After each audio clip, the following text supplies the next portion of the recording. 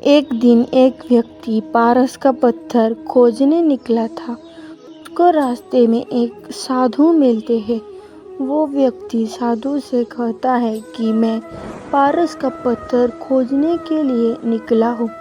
आप कृपया मुझे ये बता सकते हैं कि पारस का पत्थर होता कैसा है और मुझे वो कहाँ पर मिलेगा। साधु ने उस व्यक्ति को कहा, यहाँ से दक्षिण दिशा में चलने पर आपको एक तालाब मिलेगा। उस तालाब के किनारे कई पत्थरों के ढेर हैं। उसी ढेर में से आपको पारस का पत्थर मिल जाएगा।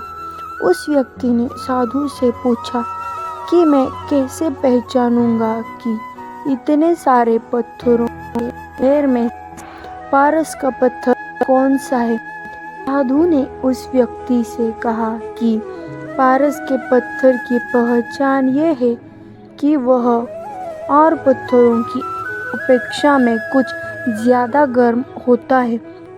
उस व्यक्ति ने कहा, अच्छा ठीक है, मैं ढूंढ लूँगा, और वो आगे चला गया।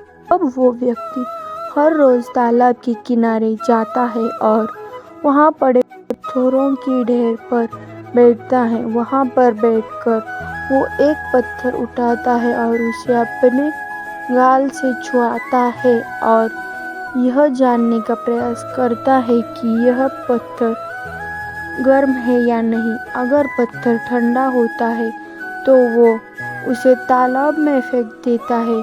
इस तरह पारस का पत्थर ढूंढते ढूंढते उसे कई बरस लग जाते हैं। हर रोज़ घर से आना और तालाब के किनारे बैठना, पत्थरों की ढेरियों से पत्थर उठाना और उसे तालाब में फेंक देना, यह उसका हर रोज का काम हो जाता है। एक दिन ऐसा आता है कि उसे पारस का पत्थर मिल जाता है। उसने एक पत्थर उठाया और उस पत्थर को गले से छुआया। इस बार उसको वो पत्थर गर्म लगा, लेकिन हर रोज की तरह उसने इस पत्थर को भी तालाब में फेंक दिया। पत्थर तालाब में फेंकने के बाद उसको यह एहसास हुआ कि उसने उस पारस के पत्थर को तालाब में फेंक दिया है, जिसके लिए वो इतने वर्षों से कठोर परिश्रम करता था। अब वो बहुत पछता रहा था। वो मन ही मन बोल रहा था कि मैंने ये क्या कर दिया। उसे अपने आप पर बहुत गुस्सा आ रहा था। वह वापस साधु के पास गया और उसने साधु से कहा कि मुझे पारस का पत्थर मिला था, लेकिन गलती से मैंने उसे भी तालाब में फेंक दिया। साधु ने उस व्यक्ति से कहा कि पारस के पत्थर की प्राप्ति तुम्हारा उद्देश्य था और तुम लंबे समय तक उसे प्राप्त करने के लिए कार्य करते रहे। कार्य तो तुम्हें याद रहा, लेकिन कार्य के उद्देश्य को तुम भूल गए। साधु ने उसको ये भी कहा कि तुमने अपने उद्देश्य के प्रति सावधानी नहीं रखी, इसलिए ऐसा हुआ।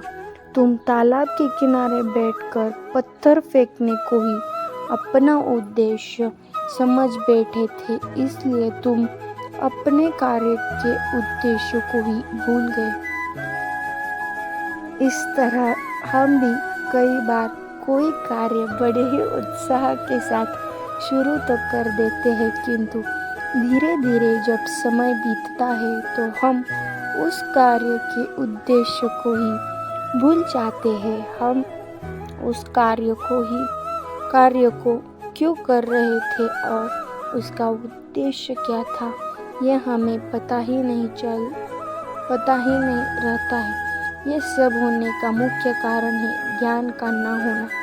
अगर आप आपके काम या लक्ष्य पर सही ढंग से ध्यान नहीं रखते हैं तो आप निश्चित रूप से अपना उद्देश्य भूल जाएंगे। इसलिए आप जो भी काम करते हैं उसके उद्देश्य को हमेशा याद रखें